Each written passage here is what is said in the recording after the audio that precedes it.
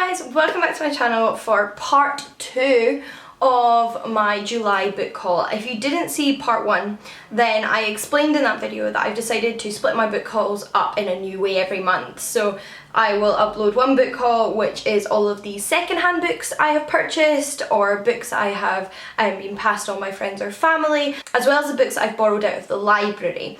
Then in what is today's book haul, I'm going to tell you about the books that I bought new or were sent by publishers for review. Now I don't want to sit here for a terribly long time because I am this close to be melting in the style of the Wicked Witch of the West. It is so hot and my poor wee Scottish soul cannot deal with it.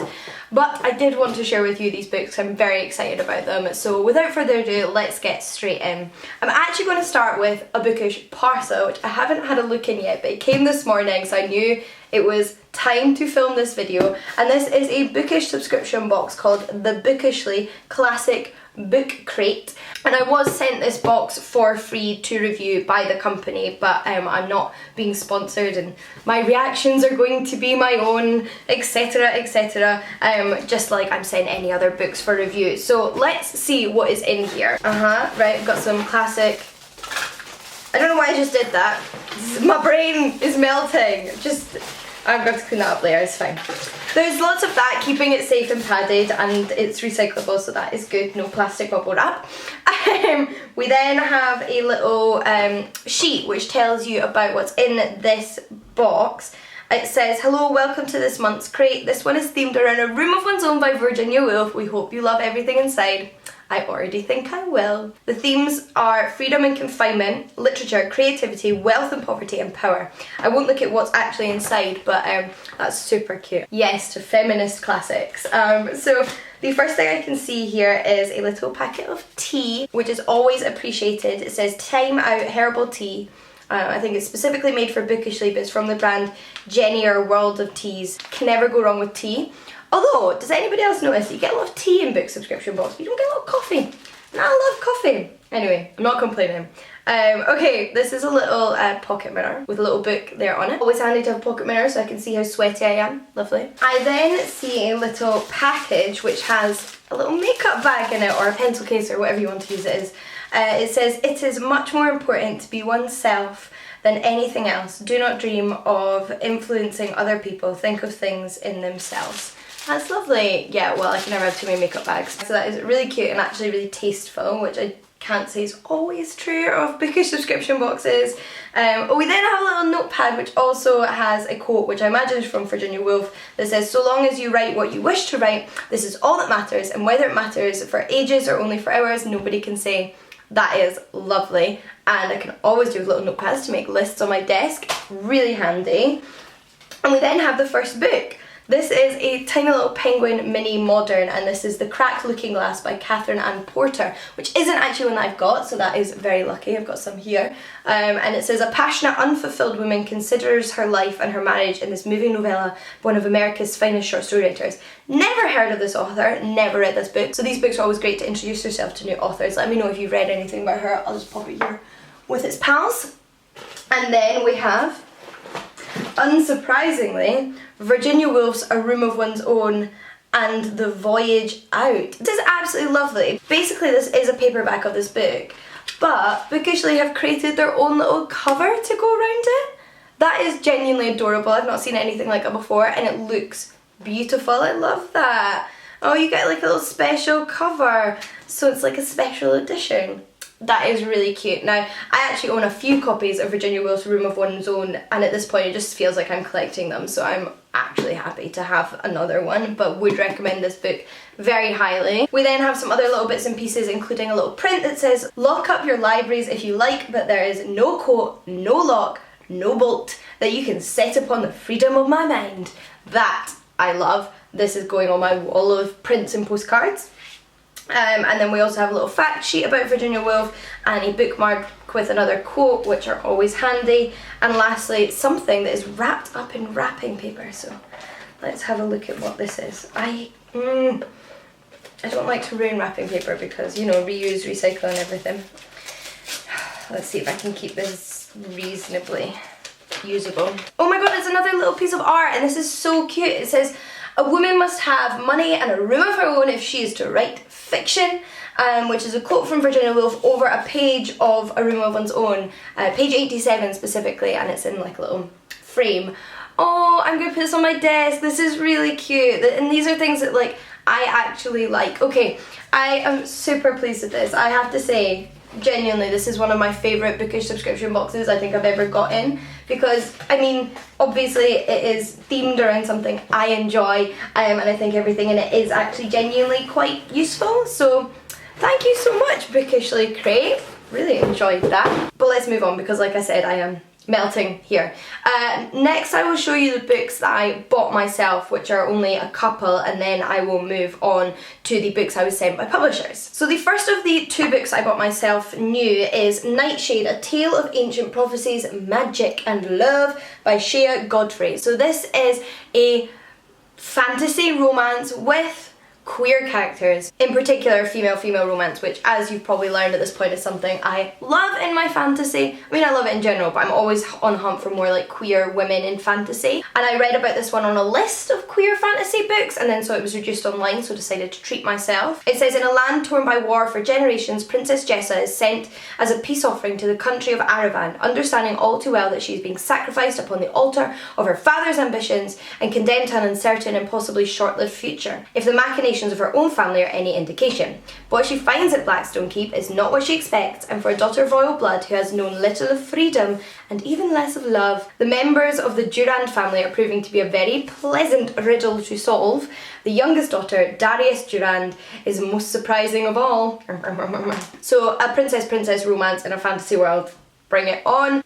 And then we have A School for Unusual Girls by Kathleen Baldwin. I think this one is young adult, and it's set in 1814 during the Napoleonic Wars in Britain, at a finishing school where girls who behave slightly unruly and like young ladies aren't supposed to behave are sent to sort of be fixed, but instead they're actually trained up as spies. And it is about our protagonist who's sent to school and becomes a spy during the Napoleonic War, and I think also falls in love with one of the men working for the same organisation. So here for that. But then we have books that were sent to me by the publisher. The first one was actually sent to me by the author, and I feel very honoured because that is Once Upon a River by Diane Setterfield. When Diane Setterfield saw my recent review of The 13th Tale, she offered to send me a copy of her new book, and of course I said yes, because 13th Tale is one of my favourite books of this year so far, potentially of all time. Love it. And this is her new book. I actually don't know a terrible amount about it because I'm purely going on the fact that I adored Diane Setterfield's writing and mystery building in the other book, but it says 3 girls are missing, 1 is returned, a story begins. On a dark midwinter's night in an ancient inn on the River Thames, an extraordinary event takes place. The regulars are telling stories to while away the dark hours when the door bursts open to reveal a grievously wounded stranger. In his arms is the lifeless body of a small child.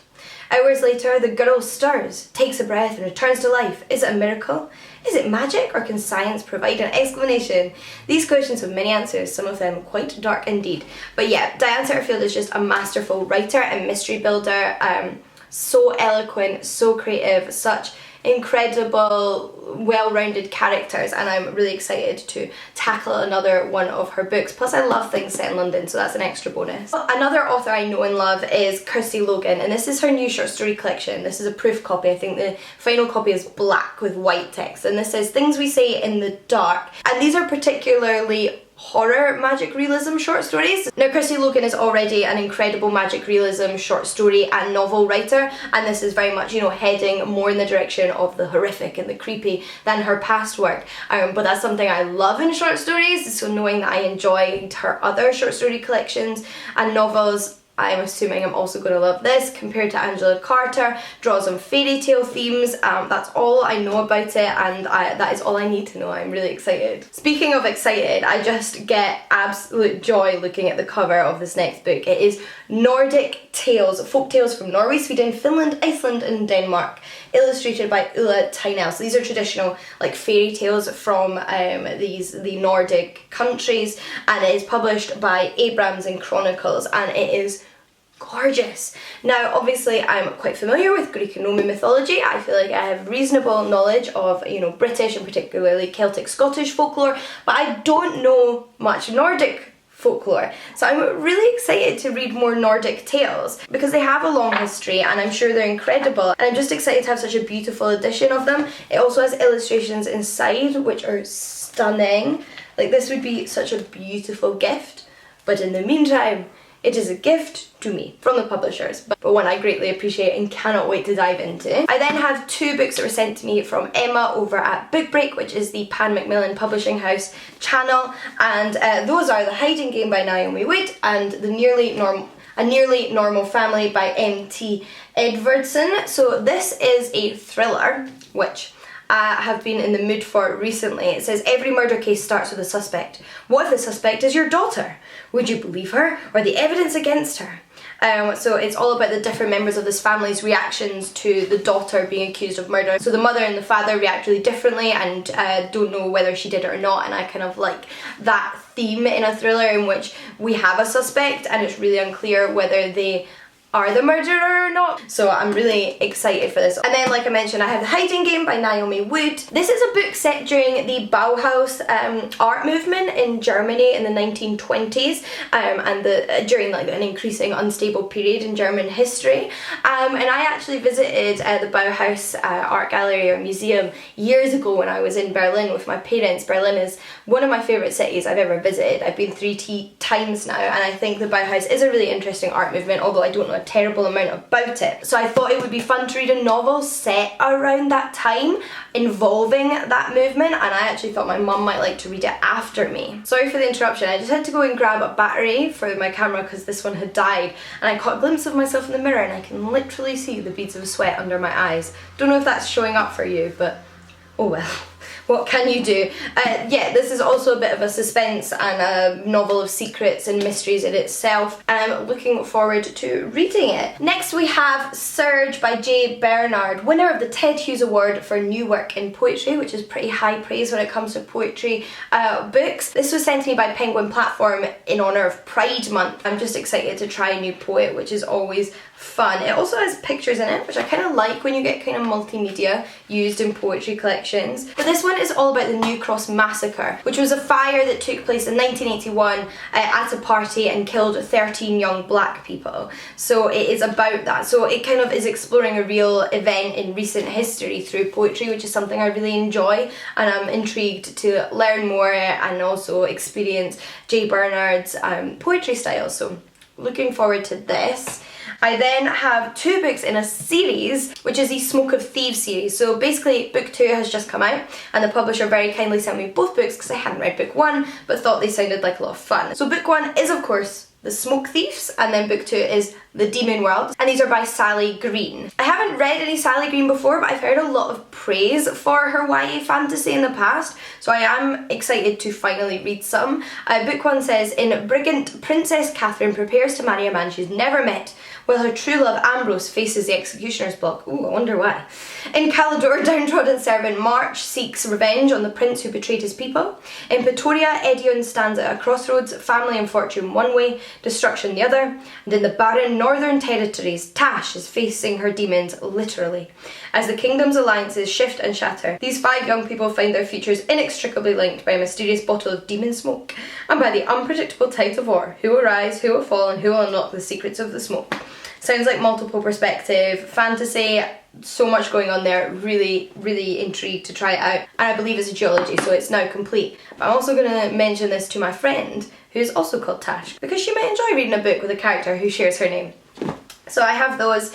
And then last but finally not least, I have Against Memoir by Michelle T. This is actually a proof copy that was sent to me by And Other Stories, but I love this. I'm assuming the final cover looks something like this, but regardless, this is such an awesome design. This book is the author's journey exploring queer America. It says Michelle T is our exuberant guide to the hard times and wild creativity of queer and misfit life in America. And I think she goes around and talks to different queer memoirists and queer authors, as well as like activists. It says she visited a trans protest camp and spoke to teenage goths hustling for tips at an ice creamery. You know, really trying to get a broad idea of of the kind of like diverse range of queer people living in America and their subcultures. So this sounds like something I would really enjoy, and of course it is non-fiction if that wasn't clear. But those are all the books I have to share with you in this video. Do let me know if you have read or are interested in reading any of these. I would love to hear from you. And if you didn't see it, I also uploaded a video this month which was called